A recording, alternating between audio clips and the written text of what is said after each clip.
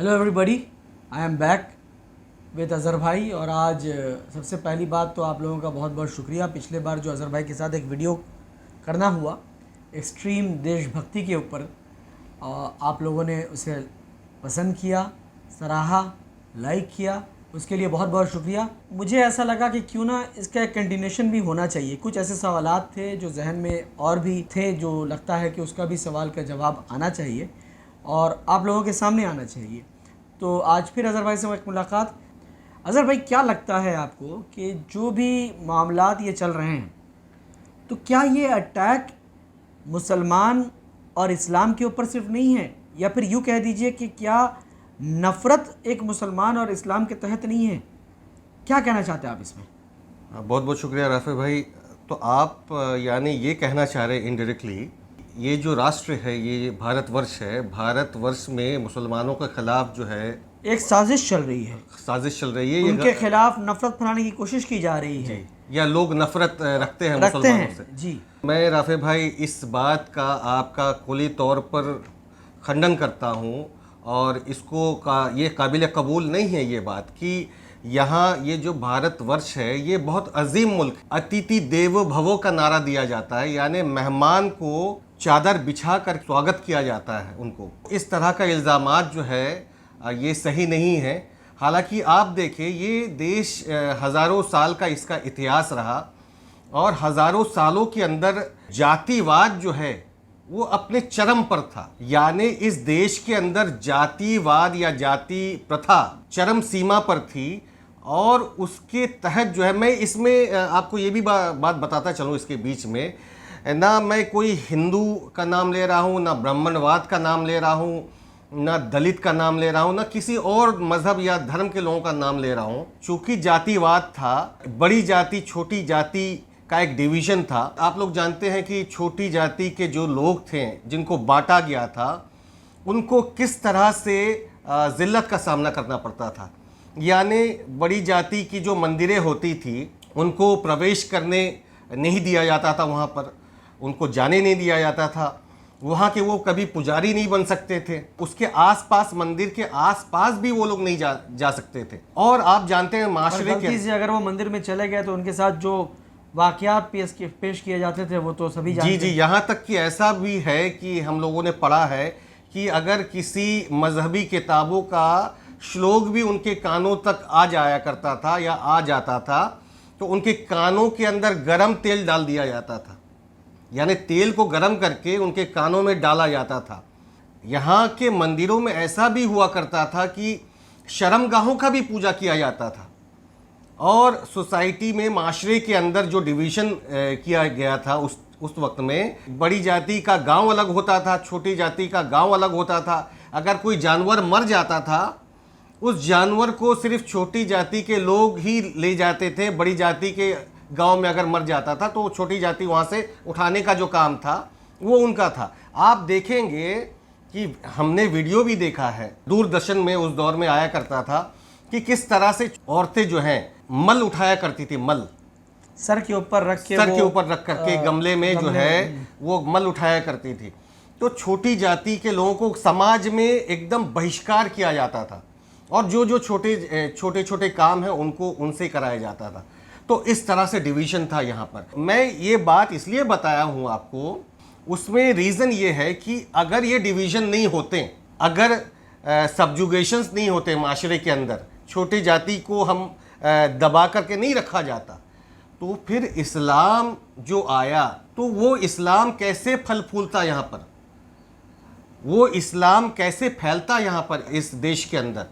तो छोटी जाति और बड़ी जाति का डिवीज़न हम लोगों ने इस्लाम के लिए करके रखा था। अच्छा, तो आप ये कहना चाहते हैं कि किसी तरह जो है इस्लाम को लाने के लिए ये सब डिवीज़न करके रखें। जी।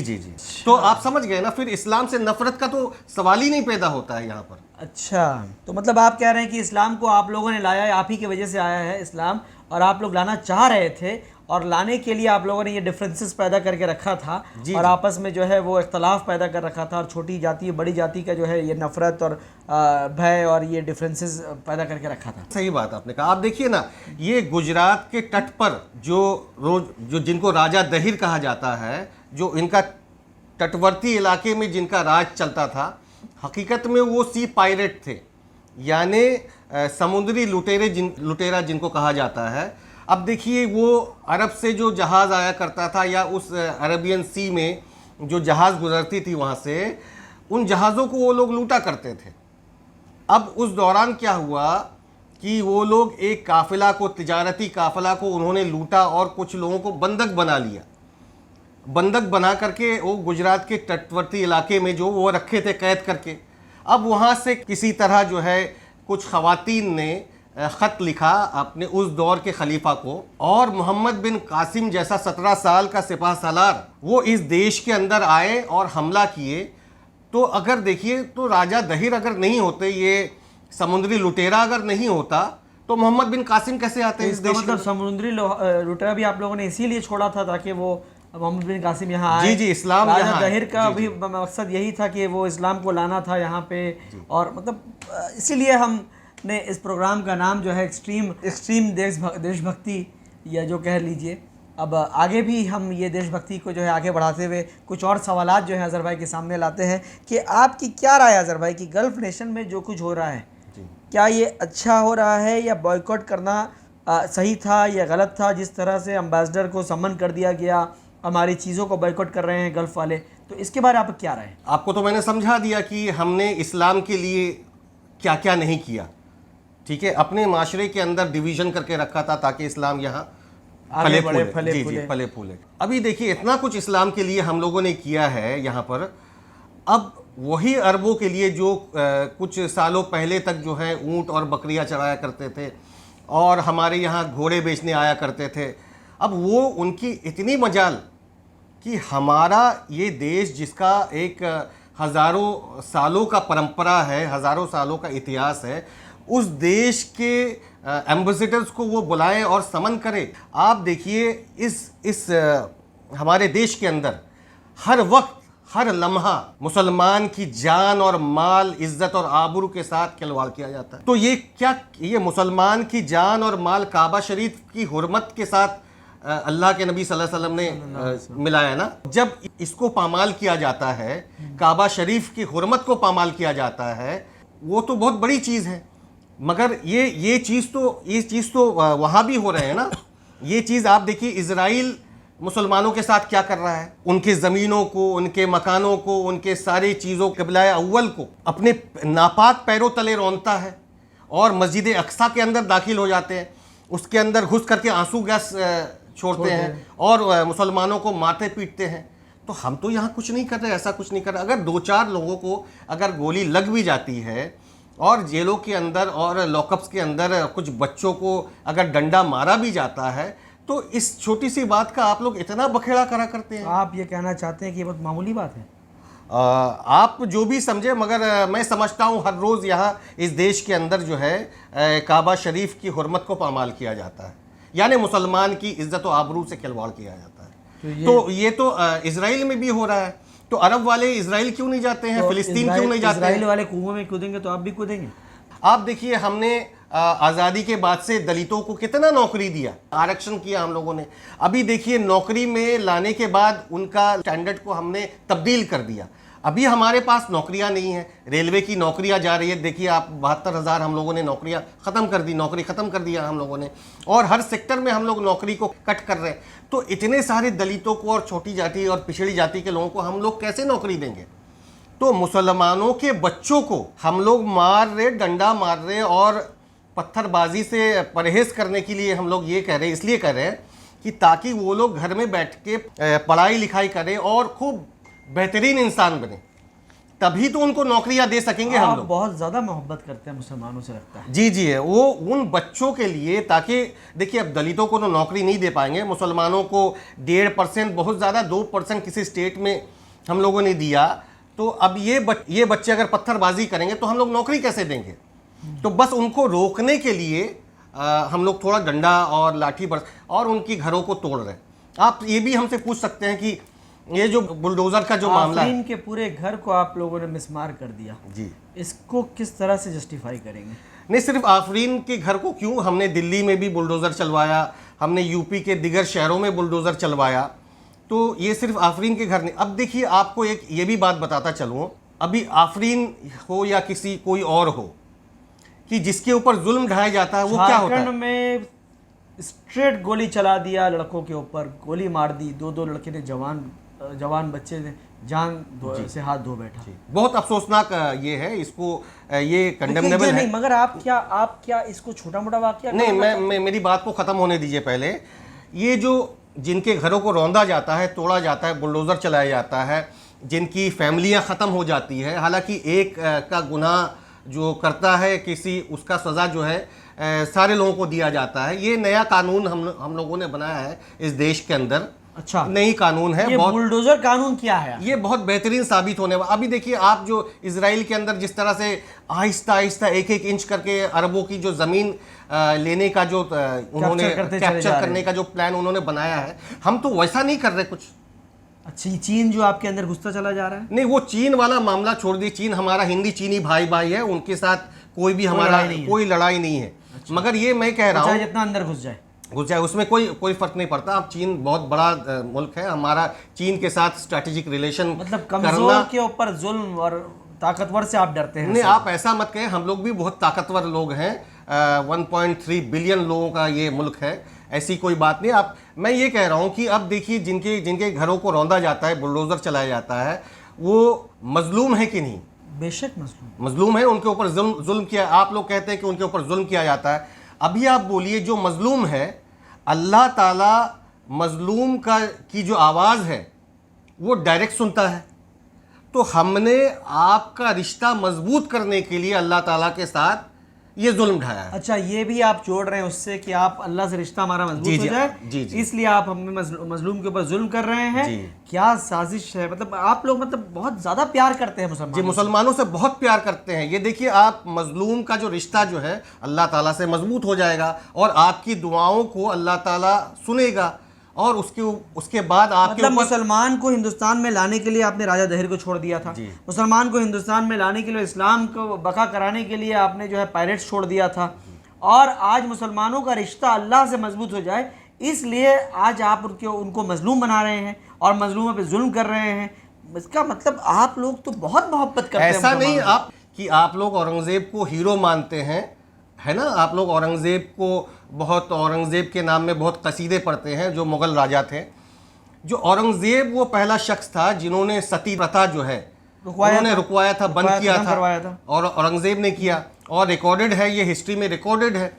अब बोलिए कि हमने छोटी छोटी बच्चियों को, बूढ़े जो लोग थे उनको शादी करवाया और उनको शुद्धिकरण करवाने के लिए, छोटी छोटी बच्चियों को शुद्धिकरण करवाने के लिए उनके पास भेजा करते थे। और जब वो मर जाते थे, कुछ ही दिनों के अंदर जो मर जाते थे, हमने उनकी बीवियों को आग में कूदने के लिए हम मजबूर करते थे, और अगर वो नहीं जलना चाहती तो हम उन्हें धक्के मार करके उनकी चिताओं के अंदर फेंक दिया करते थे। तो इसको आप कैसे जस्टिफाई तो आप बोलिए, अगर ये सतीदाह प्रथा अगर नहीं होता तो औरंगजेब कैसे ये बंद करवाते और औरंगजेब आपका हीरो कैसे बनते? अच्छा, तो मतलब आप ये भी इसलिए किए कि औरंगजेब हीरो बन जाए, मुसलमानों का नाम आगे बढ़े और इस्लाम का नाम आगे बढ़े। जी, आप लोग जिस तरह से गलत पोर्ट्रे करते हैं इस देश को, ये आप लोग गलत पोर्ट्रे करना, इसको बंद करिए। अच्छा, तो अब ये बताएं कि जुमा के बाद जो प्रोटेस्ट चल रहा है, जुमा के दिन प्रोटेस्ट पिछले हफ्ते भी हुआ, और जिस तरह से पूरे हिंदुस्तान में मामलात रहे, बंगाल में भी ये चीज़ देखा गया, इसको आप कैसे देखते हैं? आपका क्या नज़रिया है इसमें? देखिए, मैं अव्वल तो इस प्रोटेस्ट को कंडेम करता हूं। इस तरह का प्रोटेस्ट जुमा के बाद मस्जिदों से निकल के ईंट पत्थर चलाते हैं, वो बहुत गलत करते हैं। अगर प्रोटेस्ट करना है, आपने देखा होगा किसान आंदोलन, तो किसान आंदोलन में 1 साल तक किसान बैठे रहे, तभी जाकर के किसान बिल वापस लिया गया। तो मैं ये कहता हूं कि आप लोग प्रोटेस्ट करें, मगर कोई रास्ता जाम ना करें, किसी भी तरह से लोगों को परेशानी ना हो। तो आप लोग हाईवे ब्लॉक करें, आप लोग अपने बीवी बच्चों के साथ आकर के बैठे, हमें कोई फर्क नहीं पड़ता है, मगर आप लोग पत्थरबाजी ना करें। क्या मुसलमानों के अंदर ये ताकत है, ये हिम्मत है कि मुसलमान अपने बीवी बच्चों के साथ, अपने फैमिली के साथ, अपने समाज के साथ 1 साल तक बैठ सके? तो आप ये कहना चाह रहे हैं कि उनकी ज़मीर को आप जिंदा करवाने के लिए आज इन बच्चों को अरेस्ट करवा रहे हैं या लाठी चलवा जी रहे जी, हैं आपने देखा होगा या इन बच्चों पे गोलियां चलवा रहे हैं। जो देखिए, गोली तो इजराइल के अंदर कितनी गोलियां मारा जाता है, कितने लोगों तो को आप शहीद क्या किया जाता इजराइल है। को फॉलो करना चाह रहे हैं? जी, इजराइल रोल मॉडल है, इतना छोटा सा मुल्क है और वाजपेयी जी के वक्त से हमारा इजराइल के साथ बहुत अच्छा संबंध है। वाजपेयी जी ने जिस संबंध को शुरू किया था, आज हम उस संबंध को कैरी फॉरवर्ड कर रहे हैं। तो आज इजराइल के साथ इजराइल जो भी करता है हमारे लिए वो एक तरह से एग्जाम्पल के तौर पर हम लोग उसको लेते हैं और उसी इसीलिए को इन बच्चों अप्लाई को करते आप इस तरह से लंबी लंबी इतनी बड़ी बड़ी डंडों से आप जो है हाँक रहे हैं और उनको मार रहे हैं, पीट रहे हैं। मतलब ह्यूमन राइट्स नाम का कोई चीज़ है ही नहीं।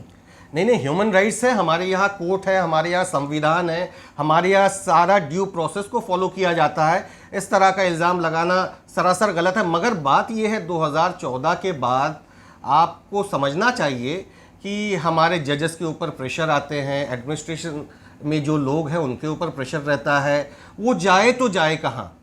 संविधान का जो मामला है, आप जानते हैं कि उसमें अमेंडमेंट भी किया जा सकता है, ऐसी बात नहीं है। संविधान जिन्होंने लिखा है, बाबा साहब भीमराव अंबेडकर जी ने, संविधान को मानते हुए हम लोग ये सब सारी चीज़ों को फॉलो कर रहे हैं। मगर आप जानते हैं, संविधान ने आपको अधिकार दिया नहीं, डंडा मगर चलाने का या गोली चलाने का? आप जानते हैं प्रेशर होता या है, बुलडोजर चलाने का? आप जानते हैं कि देखिए, पोस्ट रिटायरमेंट जो है जजेस को जो है राज्यसभा भी जाना होता है और एडमिनिस्ट्रेटिव जब नौकरी के बाद जो ख़त्म हो जाते हैं पोस्ट रिटायरमेंट, उनको ल्यूक्रेटिव जॉब्स भी चाहिए होता है, उनको पोस्टिंग भी चाहिए होता है। हाँ, तो ये सारी चीज़ों का मामला रहता है। तो उनके लिए भी आप सोचिए, जो एडमिनिस्ट्रेशन में जो लोग हैं उनके लिए भी सोचना चाहिए। सिर्फ आप एक ही एंगल क्यों देखते हैं कि बच्चों को मार दिया, पीट दिया? वो जो एडमिनिस्ट्रेशन में जो लोग हैं वो लोग कहाँ जाएंगे भाई? उनकी बेटी ऑस्ट्रेलिया में पढ़ने का मामला होता है, शादी का मामला होता है, उनके बाल बच्चे हैं, उनको अमेरिका भेजना होता है। आप तो सिर्फ उसी एंगल को देखते हैं जी, और आपका एंगल वहीं तक अटका हुआ है। 20 करोड़ से ज़ायद जो इतनी बड़ी आबादी है, इस आबादी से नफरत पैदा करा के आप वो छोटा सा एक तबका जिसको आपको गवर्नर बनाना है या फिर एमपी बनाना है या फिर जिनके बच्चों को आपको बाहर भेजना है, उसके लिए आपको चिंता है। नहीं तो उनसे बहुत सारे कानून को भी पास करवाना है उनसे। देखिए, ये जो पोलराइजेशन का जो आप लोग बार बार इल्ज़ाम लगाते हैं, तो ये पोलराइजेशन का जो मामला है, जो पॉलिटिकल फ़ायदे हैं, वो कहाँ से आएंगे? तो हमको पॉलिटिकली भी अपने आप को पॉलिटिकली हमें स्टेबल भी रहना है। इसी वजह से स्टेबिलिटी के लिए आप कुछ भी करेंगे। देखिए, इसी वजह से जो लोग ब्यूरोक्रेट्स हैं उनको तो हाथ में रखना ही होगा। आरएसएस के चीफ मोहन भागवत जी ने कहा कि मुसलमानों का और हिंदुओं का जो डीएनए है वो दोनों का सेम है। तो यानी मुसलमानों ने इस्लाम को कबूला, जिनके ऊपर जो अत्याचार किए जाते थे, जिनके ऊपर डंडे बरसाए जाते थे एक ज़माने में, जिनको समाज में वो मकाम नहीं मिलता था, वही खाना को अपने सर पे लेके झूमते थे, या जिनको जो है मंदिरों में जाने की इजाजत नहीं होती थी, उनको बराबरी का मौका दिया। देखिए, इस्लाम ने क्या दिया? आपने उनको बराबर करने के लिए आपने उनको इस्लाम दिया ताकि वो इस्लाम मुसलमान बन जाए, ताकि फिर आप उनको अपने साथ बैठा पाएं। ये कहना चाह रहे हैं? नहीं, इस्लाम दिया, यही बहुत बड़ी चीज़ है ना। ये देश संविधान से चलता है, किसी मजहब से तो नहीं मगर चलता। कल्चर तो है, इस देश का जो कल्चर है, इस देश की जो परंपरा है, जिसमें पत्थरों को पूजा जाता है, जिनमें शर्मगाहों को पूजा जाता है, ये तो कल्चर है ही ना इस देश में। तो ये इस्लाम का कल्चर अलग कल्चर है। हमने इस्लाम के कल्चर को हमने ये कहा कि लोगों को अपनाने दिया ना भाई, हमने तो रोका नहीं। ये छोटी छोटी जो वाकयात होते हैं उसको आप लोग इतना बढ़ा चढ़ा के क्यों देखते हैं? ये अच्छी चीज़ नहीं है। चलिए, तो आप ये बताना चाहते हैं कि ये जो भी वाकयात हो रहे हैं और ये जो एक्सट्रीम देशभक्ति है वो ये कह रही है कि ये सब बहुत छोटी वाकयात है, चाहे वो डंडे चलना हो, चाहे वो गोली चलना हो, चाहे वो किसी के घर पे बुलडोज़र ही क्यों ना चल जाए, पूरा घर मिस्मार क्यों ना हो जाए, ये सब एक्सट्रीम देशभक्त के जो नज़रिया है उस नज़रिए के हिसाब से बहुत छोटी वाकयात है। इन सब को नज़रअंदाज कर देना चाहिए। एक बात इसमें ऐड कर दे रहा हूँ। देखिए, ये जो आपके जो बच्चे हैं, मुसलमान के बच्चे हैं, जिनको मारा जा रहा है, पीटा जा रहा है, गोलियां जिनके ऊपर बरसाए जा रहे हैं, ये यहाँ के जो बच्चे हैं, जो मजहबी फेस्टिवल होते हैं यहाँ पर, वो क्या करते हैं? वो लोग गुंडागर्दी करते हैं, मारते हैं, पीटते हैं और तलवारबाजी करते हैं, सब कुछ करते हैं ना। इसमें भी कोई साजिश होगी? नहीं, इसमें साजिश ये है कि हम उन बच्चों को जो है गुंडा बनाने की कोशिश कर रहे हैं। हम अपने पॉलिटिकल जो हमारा जो मिशन है, उस मिशन के तहत इनसे काम लेंगे। पोलराइजेशन कहाँ से होगा? यही बच्चे काम में आएंगे ना, जो लोग पीटते हैं मुसलमानों को, मुस्लिम रेडी वालों को पकड़ पकड़ के पीटते हैं, मुस्लिम दाढ़ी वालों को पीटते देश हैं। कैसे आगे बढ़ेगी? तो देखिए, देश तो मुसलमान बच्चे जो है उनको तो हम लोग ये कह रहे हैं कि वो लोग घर बैठे पढ़ाई करो, और इनको क्या कर रहे हैं, इनको गुंडा बना रहे हैं हम लोग, ताकि ये हमारा पॉलिटिकल एम्बिशन को पूरा करें। और ये तो क्या करेंगे? और ये मुसलमान एक वक्त ऐसा आएगा कि मुसलमान पढ़ लिख करके इस देश को संभालेगा, और ये लोग गुंडा बनेंगे। तो किसका फायदा कर रहे हैं हम लोग? मुसलमान का फायदा कर रहे हैं। यहाँ भी आप मुसलमान का फायदा। हर एंगल में आप ये देखें कि एक्सट्रीम देशभक्ति जो है वो ये कहती है कि हर एंगल में फ़ायदा, और फ़ायदा सिर्फ मुसलमान का है और किसी का नहीं है, और इस्लाम का फ़ायदा है, और इससे जो है सिर्फ और सिर्फ इस्लाम और मुसलमान ही आगे बढ़ सकता है और कुछ नहीं हो सकता। बहुत बहुत शुक्रिया अजहर भाई आपसे बात करके, और बहुत बहुत शुक्रिया दोस्तों कि आपने फिर वक्त दिया और हमारी इस बातों को सुना। और एक्सट्रीम देशभक्ति क्या होती है, शायद आपकी आंखें इस वीडियो देखकर खुल जाए। आखिर में मैं ये बात कहना चाहूँगा, हमारा इशारा और हमारा मंशा और हमारी सोच क्या है, हम अपनी बात के ज़रिए से जो कहना चाह रहे हैं वो लोग हमारी बात को समझेंगे, अपनी तौर पर लाहे अमल तैयार करेंगे, आगे का अपने लोगों को किस तरह से यहाँ सेफ गार्ड करना है, बचाया जा सके, अपनी तौर पर वो लोग कोशिशें करेंगे। बहुत बहुत शुक्रिया।